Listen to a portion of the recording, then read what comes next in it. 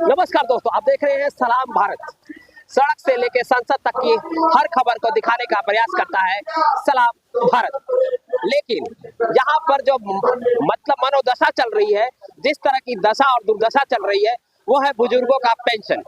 EPS कर्मियों का आज दूसरा दिन, एक नया सपना, एक नया आस और एक नई उम्मीद के साथ आज भी इस तेज गर्मी में वो जमे हुए हैं और डटे हुए हैं। तमाम लोग मेरे साथ जुड़ रहे हैं और तमाम लोगों जो है मेरे से बातचीत करने का प्रयास कर रहे हैं। अभी मैं जिन लोगों से बातचीत करने जा रहा हूँ वो है उत्तराखंड से। ये पहाड़ियों का वो खूबसूरत नजारा पेश करता है हमारे देश को। ये पर्यटक स्थल के रूप में भी जाना जाता है, ये महाकाल की नगरी के रूप में भी जाना जाता है। इस महाकाल की नगरी में भी ये लोग सुरक्षित नहीं है। मैं इनसे जुड़ूंगा और इनसे जानने की कोशिश करूंगा। क्या नाम है सर आपका? मेरा त्रिलोक सिंह बिष्ट। तो त्रिलोक सिंह जी, इस तरह से मुद्दे सामने आ रहे हैं, लगातार कहा जाता है कि हम आपका काम कर रहे हैं। कमांडर साहब को भी, आपको जो सबसे शीर्ष आला कमान के लीडर हैं, कर रहे हैं, लेकिन वो करते करते कहीं ना कहीं हो जाता है या रुक जाता है या एक दिलासा दे दिया जाता है। क्या कहना चाहेंगे?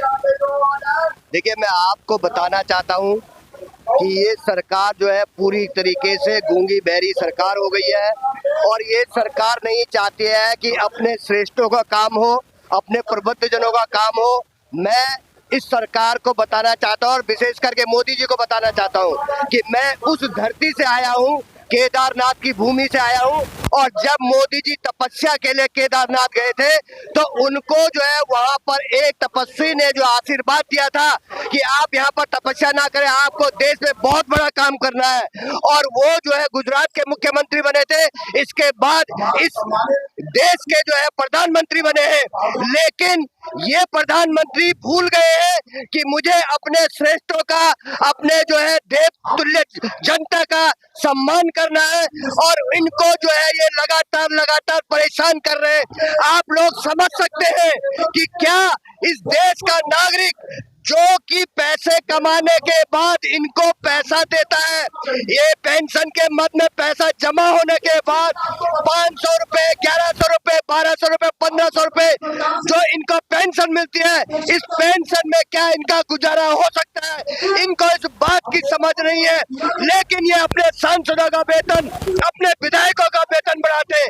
आप इस बात को सोच सकते हैं कि इस देश के सांसदों को, इस देश के विधायकों को शर्म नहीं आती है कि तमाम सारे जो हमारे जो वो है टेलीफोन के वो है, उन लोगों ने सब लोगों को अनलिमिटेड कॉल के लिए पैसा देते हैं, लेकिन इसके बावजूद भी ये टेलीफोन के मद में इनको 15-20 हजार रुपए मिलते हैं। ये इस तरीके के घोटाले कर रहे हैं और लेकिन कर्मचारियों के लिए सुनने के लिए तैयार नहीं। मैं मोदी जी को कहना चाहता हूँ कि यदि आपने अपने श्रेष्ठों का कार्य नहीं किया तो निश्चित तौर पे आपका पतन होगा और उस पतन में आप आपके भागीदार हैं। मैं आपको एक उदाहरण देना चाहता हूँ। जब जो है हमारे और पितामह बाणों की सरसैया पे बैठे हुए थे और अंतिम प्राणों के लिए जा रहे थे, तो तब केशव वहां पर गए थे, तो उन्होंने भगवान श्री कृष्ण से कहा था कि श्री कृष्ण मेरा क्या कसूर है, मुझे क्यों कष्ट दिया गया? तो उन्होंने कहा कि आपका कसूर इसमें सिर्फ इतना है कि आप पाप के भागीदार हैं। जब द्रौपदी का चीरहरण हो रहा था उस समय आपने मौन होकर के, आप इतने बलशाली थे, इतने बलशाली थे, लेकिन आपने उसका विरोध नहीं किया, आपने पाप के भागीदार बने। इसी तरीके से मोदी जी, आप पाप के भागीदार बन रहे हैं, निश्चित तौर पे आपका जो है अंत होने वाला है। क्या नाम है आपका? मेरा नाम राजन सिंह राणा है और मैं उत्तराखंड से आ रखा हूँ, जहाँ की गंगोत्री का जो है उद्गम स्थान है और पहाड़ी क्षेत्रों से हम यहाँ पर आ रखे हैं।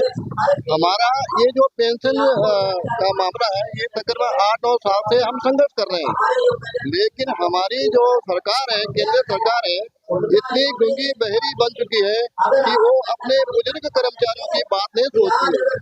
बहुत ही चिंतनीय विषय है कि जिन कर्मचारियों ने तकरीबन 35 और 40 साल तक मेहनत करके इस सरकार की सेवा की है, अपने निगमों की सेवा की है, आज जब वो कर्मचारी रिटायरमेंट हो चुके हैं तो उनको केवल 1200 1500 पेंशन दी जा रही है, जबकि 1200 1500 1000 2000 रुपए में क्या होता है इस महंगाई के जमाने में। देखिए, हमारी ज्यादा पेंशन की मांग नहीं है, हम तो गवर्नमेंट से केवल मांग कर रहे हैं कि हमको 7,500 रुपए पेंशन दीजिए और महंगाई भत्ते के रूप में महंगाई भत्ता दे दीजिए, हमको और कुछ नहीं चाहिए। लेकिन ये सरकार इतनी मुंगी बहरी हो चुकी है कि इन बुजुर्ग कर्मचारी जो कि रिटायरमेंट हो चुके हैं और आज जो है स्थिति उनकी दयनीय हो चुकी है, बीमारी से ग्रस्त है, लेकिन ये सरकार उनको जो है पेंशन के नाम से केवल 7,500 रुपए नहीं दे पा रही है। और अपने सांसद जो इनके सरकार के हैं, जो मंत्री हैं, जो विधायक हैं, इनकी हर वर्ष जो है वेतन बढ़ती है और 5 साल विधायक बनने के बाद अगर ये सेवक है तो सेवा के रूप में इनको न तो पेंशन मिलनी चाहिए विधायकों को, न इनको कोई वेतन मिलनी चाहिए। लेकिन जो कर्मचारी वास्तव में सेवा करते हैं इनको वेतन पेंशन मिलनी चाहिए। ये सरकार लगातार जो है धोखा दे रही है। जब से EPS 95 लागू किया है, हमारे तमाम जो पेंशन निकालने का तरीका है वो भी गलत है।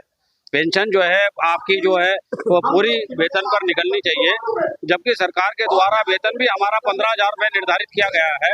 कहा गया है कि EPF के अंदर 15,000 की सीलिंग से अधिक राशि पर पैसा नहीं कट सकता है, और उसके बावजूद सरकार के द्वारा कुछ लोगों को हायर वेजेस पर भी पैसा दिया जा रहा है, पेंशन दी जा रही है। 2 भागों में बांटने का काम, पहला तो यह है कि कर्मचारी को कर्मचारियों से भागने का भाग और कर्मचारियों को कर्मचारियों से लड़वाने का काम ये सरकार कर रही है, एक काम। दूसरी बात जो है कि पेंशन निकालने का भी जो तरीका है वो इतना निहायत गलत है कि जबकि माना अगर 15,000 पर ही आपने सीलिंग लगाई है, तो जिस व्यक्ति ने जब सेवानिवृत्ति की है, जब वो रिटायर्ड हुआ है, अगर उसने EPF का मेंबरशिप को नहीं छोड़ा है तो उसके कम से कम जितनी भी साल की उसकी सेवा है वो सेवा उसके साथ उसके पूरी काउंट होनी चाहिए। वो सेवा भी उसकी 3 भागों में विभाजित की जा रही है, यानी 95 से पहले 1, 95 के बाद 2014 तक 1 और 2014 के बाद जो है जब आदमी सेवानिवृत्त हो रहा है उसके बाद 1। और एक तरफ आप जो है OPS के लोगों को, NPS के लोगों को लगातार आप पेंशन की बात कर रहे हैं, उन तमाम लोगों को वो सुख सुविधाएं दे रहे हैं, उनके साथ आप DA भी जोड़ने के लिए तैयार है। सरकार OPS के लोगों के सामने झुक गई है, जबकि मैं समझता हूं कि हमारा तो वहाँ कंट्रीब्यूशन जमा है, हमारा वहाँ पैसा जमा है, हम बिना पैसे के उस पैसे को नहीं मांग रहे। बाकी जो अन्य लोग हैं उन लोगों का वहाँ पैसा भी जमा नहीं है। अब जो NPS में आएंगे वो शायद पैसा जमा करेंगे, परंतु जो OPS वाले हैं उनका तो वहाँ पैसा भी नहीं रुक रहा है, हमारा वहाँ पैसा भी रुक रहा है। उसके बावजूद भी सरकार हमारे साथ दोहरा व्यवहार कर रही है। ना हमारे साथ एक फिक्स अमाउंट कर दिया, यानी 1,000 2014 में 1,000 रुपए की बात की गई है, तो आज तक 10 साल तक क्या इस देश के अंदर महंगाई नहीं बढ़ी, या देश के अंदर जो है बिल्कुल रेट जो है एक स्टैटिकल विभाग के आधार पर सूचकांक एक बिल्कुल न्यूनतम स्तर पर चल रहा है, उसे व्यक्ति को 1,000 रुपए दिया जा रहा है। बड़े शौक के साथ इस बात को मैं कहता हूँ कि आज के दिन भी 200-250 आदमी प्रत्येक दिन हमारा जो है निकल रहा है, उसकी तरफ कोई नहीं है, क्योंकि उसके पास अभाव है, पैसा नहीं है, कुछ चीज नहीं है। जबकि अन्य जगहों पर, अन्य राज्यों में अन्य OPS के माध्यम से आप लोगों को अधिक पैसा दे रहे हैं। ये तमाम लोग उस जगह से जुड़े हुए हैं, मेरा तमाम इनका बहुत बड़ा योगदान इस भारत को बनाने में है।